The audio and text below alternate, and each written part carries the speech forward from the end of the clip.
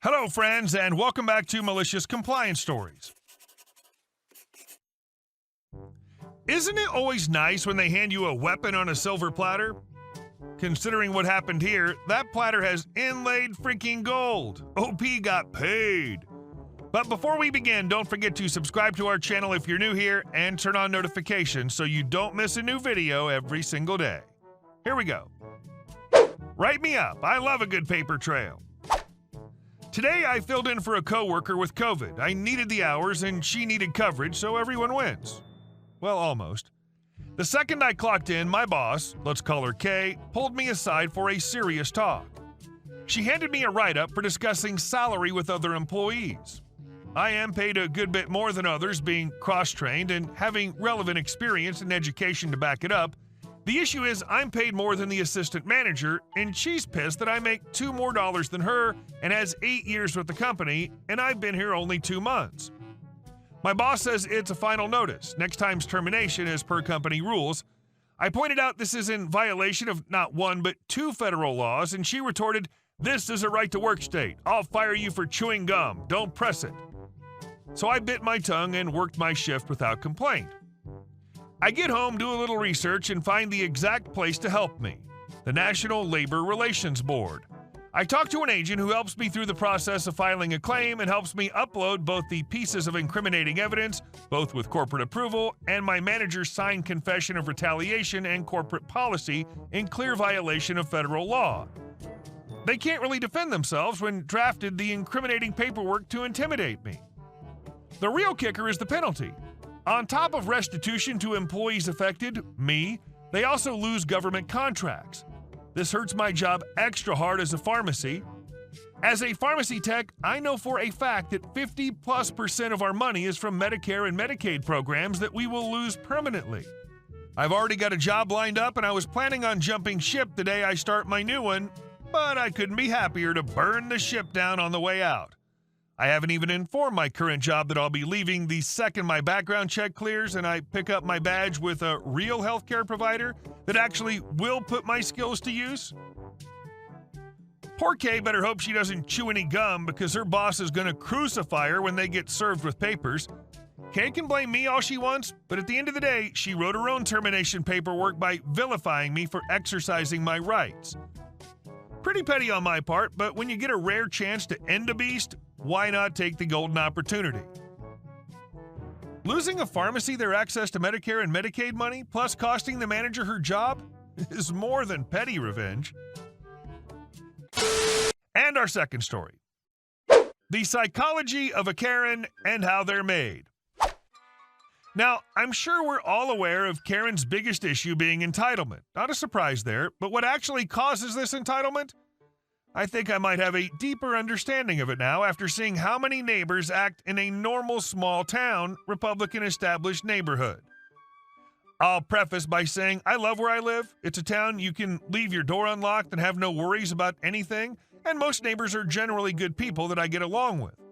Most of the people in my community are young to middle-aged couples with mostly young kids or early teens. A while ago, my wife and I had our son. Since daycare prices would make it that if my wife continued to work, she'd literally just be paying for daycare. So she's a stay-at-home mom and has made pretty good out of money baking cakes and stuff from home. Like, she's really talented, and I'm proud of her. Since she's a stay-at-home mom with a young kid, the other stay-at-home moms kind of brought her into their group. This is where the fun starts. Everything seemed okay for a bit. They like to borrow each other's stuff, mostly cookware, and if someone's missing something in a recipe, another brings it over. Playdates, all the stuff you'd basically expect. Then COVID hit, and true colors flew. First, they're super upset about having to wear a mask. Like it's the worst thing in their lives. A solid 80% of them feel that way. And then they're now jumping on the anti-vax bandwagon. Then someone new moved in, and they don't like her because her kids, teenagers, park on the street. They're allowed to. And it's making it harder to pull in their driveways. They have these long text sessions with each other about how to get them removed from the community and call the cops at every chance they get on them for a little crap just to annoy them. I'm lucky my wife didn't turn into this. She mainly stays with the group for 2 reasons. To watch them be crapheads, and we don't have any other kids for our son to play with, so playdates are kind of important to make sure our boy is social. So what I think happens, and I saw it with two separate women in the community after they have their first kid and are fortunate enough to be stay-at-home, they lose their sense of reality. Things that most people find at most slightly annoying, they feel they need to literally go to war over. Between boredom and not having any real challenges, it makes for a pretty cozy lifestyle, but at the same time is unfulfilling. Don't get me wrong, raising a child is very fulfilling. My son's my universe. But one aspect isn't everything. It seems like they make bigger problems than what there really is. I also blame the husbands a lot of the time. They have a tendency to pander to their wife because they don't want to stir the pot, and if their anger and energy is directed away from them, then great, they'll be left alone. Or worse, they want to live in the crappy action and end up becoming male Karens themselves. Know if you like that. My wife and I stay under the radar. She doesn't want to start anything, and as for me, I talk to everyone since I feel that though I don't agree with you on things, that doesn't mean I can't like you as a person. I do know that it eats them up inside when they see me talking to the new neighbor and the teenage kids that park on the street. A few comments have been made to my wife about that. She tells them, hey, you want to piss off teenagers? Go for it. They do some stupid crap sometimes. We all did when we were younger. But since they like us, they won't do any stupid crap to us. So I think the easy lifestyle transforms them. They forgot what it's like to have a real job and bills. Instead, their world gets very small, and being a Karen is almost like an outlet for them. And our next story. Make that machine go faster. I work as a medical laboratory scientist, MLS, in a fairly large 600-bed regional hospital. I'm the one that runs all the tests your doctor orders on your blood and other body fluids. Our testing areas, or benches in the lab, are chemistry, hematology, coagulation, urinalysis, blood bank, and microbiology, each of which has several analyzers. Machines ranging from the size of a microwave to the size of a hippo, used for testing different things. I work nights, so it's just a skeleton crew in the lab, 2 of us MLS lab techs, 1 lab assistant, and 2 phlebotomists who double as specimen processors. As you can imagine, things get pretty busy with those many benches to cover for that many patients and just the 2 of us to cover them. Between level 1 traumas being flown in from all over the western half of our state and the eastern half of our neighboring state, heart attacks, surgeries, overdoses, sepsis, meningitis, cancer, etc., it's hard to keep up. Additionally, much of the testing takes upwards of 15 to 20 minutes or more to run on the analyzer depending on the test, and some a lot longer than that. Most of the nurses and doctors understand our constraints, and while we do get the occasional call asking when results will be ready, they mostly leave us alone. Well, last night I had a doctor calling for the results on a hepatitis panel. These are not usually considered stat tests, but this one was ordered as such, so I got it running right away, but the panel takes a long time to run, anywhere from 45 minutes to an hour and 45 minutes, depending on if it's reactive and reflexes to further testing. The doctor called me after I'd only had it on the analyzer for 15 minutes. I informed him it'd be at least another half hour, maybe as much as an hour and a half longer, and he told me that was ridiculous and said that it had never taken that long before. I said I was sorry, but that was the only estimate I had to give him. 35 minutes later, the doctor walked into the lab. For those who don't know, this is an extremely rare occurrence. We see nurses and CNAs all the time, but doctors are too busy to ever come down themselves unless it's a dire situation. Me. Hi, how can I help you? Doctor. Are you the one I talked to on the phone earlier? Is my hepatitis ready yet? I'm not seeing it in the chart. Me. Let me check. Nope, looks like it's still running. The current estimate is another 30 minutes, and I'll be sure to release the results to the patient's chart as soon as it's finished. Doctor. 30 more minutes? That's insane. You told me 30 minutes on the phone 35 minutes ago. Me. I told you at least 30 minutes and said it could be as much as an hour and a half. 30 more minutes is actually right in the middle of my original estimate. Doctor, this is totally unacceptable. You need to do something to make that machine go faster.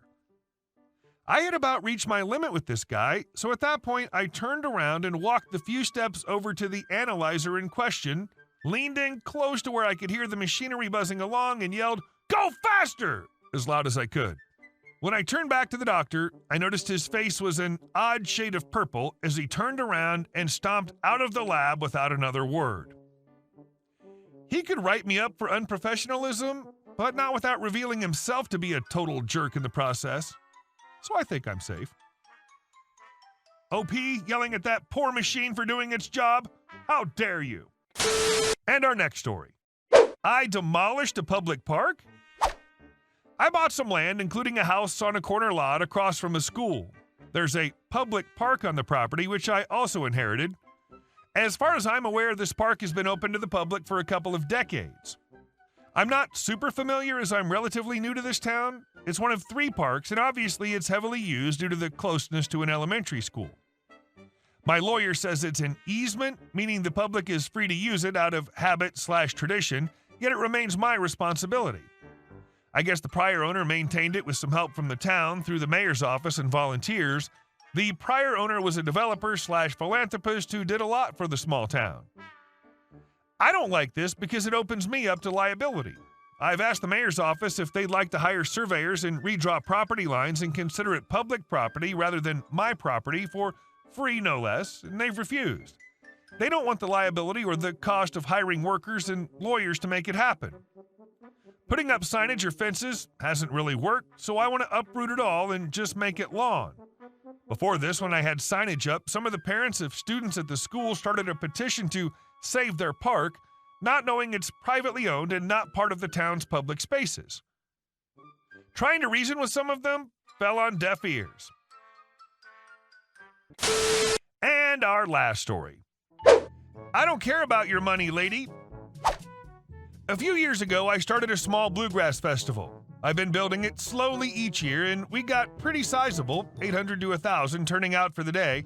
I decided this year, 2019 before the COVID, I'd hire a professional lighting engineer to bring in lasers, smoke machines, all the stuff you'd expect at a bigger show.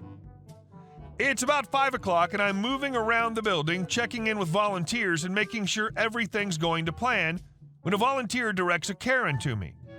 These lights are too bright. I don't like them. I can't see. Me. Oh, well, I'm sorry you feel that way. We've been really excited to have Company X do lights for us this year. Well, I demand that they be turned off. Who do I talk to? Well, ma'am, I'm actually in charge here, so you can talk to me. She's obviously a little disconcerted to have some scruffy millennial to complain to, but she presses on. Well, I don't like the lights and I want them off. Well, I'm sorry, ma'am, but everyone else is really enjoying them and you're the only one to complain. If you don't turn the lights off, I'm going to take my money back. I love that she thought at an event with 1,000 people I'd stop the light show so I could keep her $15.